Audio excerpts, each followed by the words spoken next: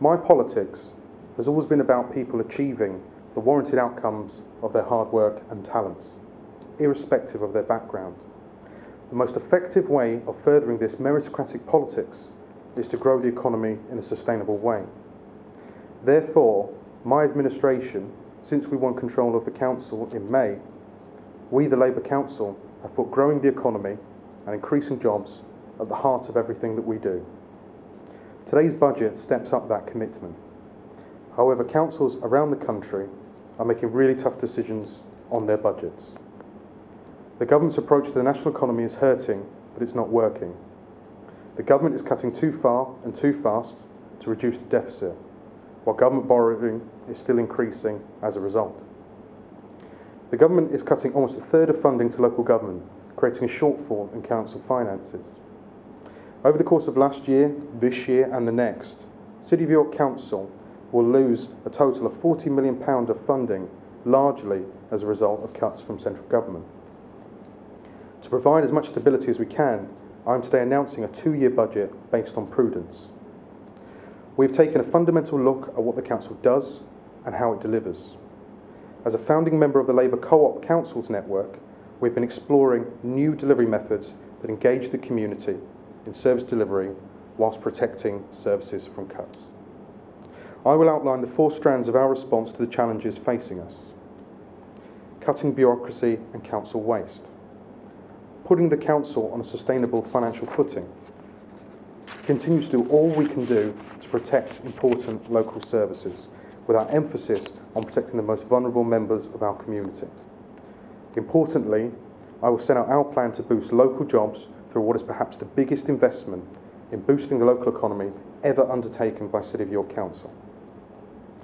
The public have every right to know, especially in the current climate, that we are trying to spend public money well.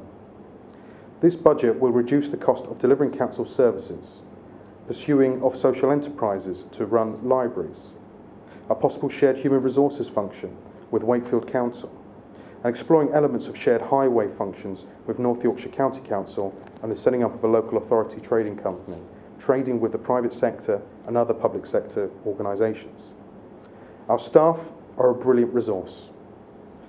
Through these new ways of working, they will help generate more revenue. We are also reducing the cost of management, amalgamating councillor committees, and reducing the number of paid councillor posts. We will reduce the cost of bureaucracy by £1 million. We proposed when coming to office that we would strip out Liberal Democrat waste.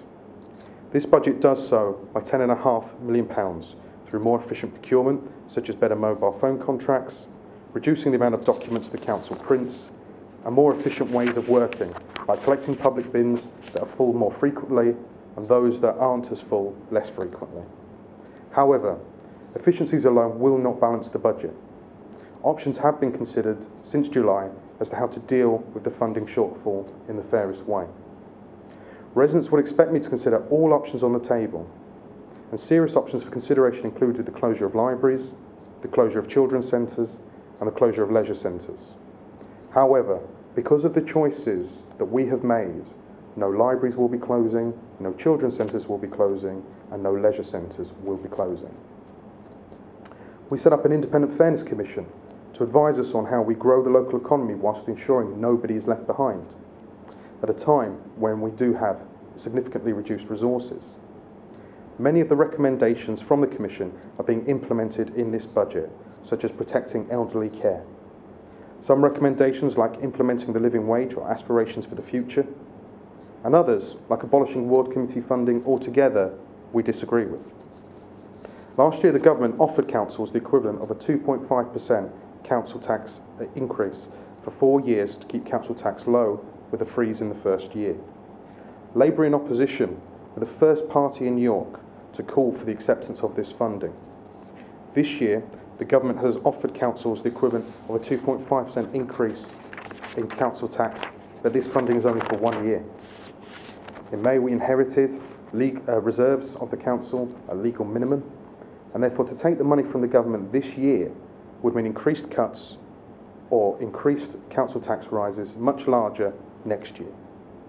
We feel this buy now, pay later attitude to council services will be an irresponsible choice for York, creating more uncertainty in the future. To secure an increase of 1.5 million in spending on elderly care and to provide an increase in 0.5 million for looked after children, whilst not reducing funding to activities that help grow the economy, like Visit York Tourism Bureau, we are taking the tough decision to increase the council's portion of the council tax by 2.9%. This is still one of the lowest council tax charges in Yorkshire and below inflation. The increase is below the 3% rises agreed by Conservative-controlled Scarborough, Peterborough and Surrey. It is the equivalent of 54 pence per week for a typical council taxpayer in York.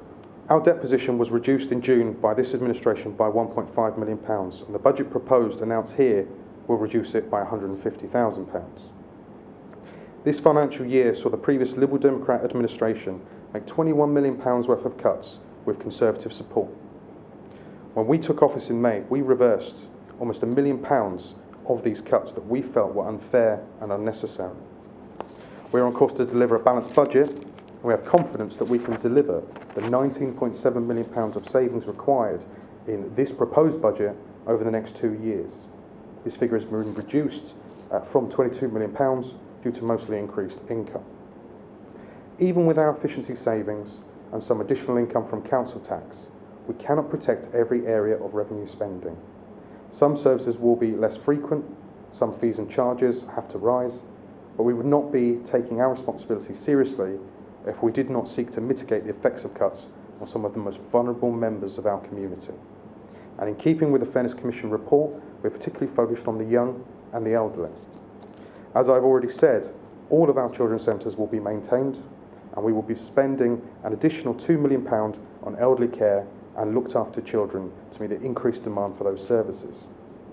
From additional capital spend, we'll stay committing to spend over the next 5 years £1.2 million on disability facilities grants in order to enable older people and disabled people to stay in their own homes and live independently.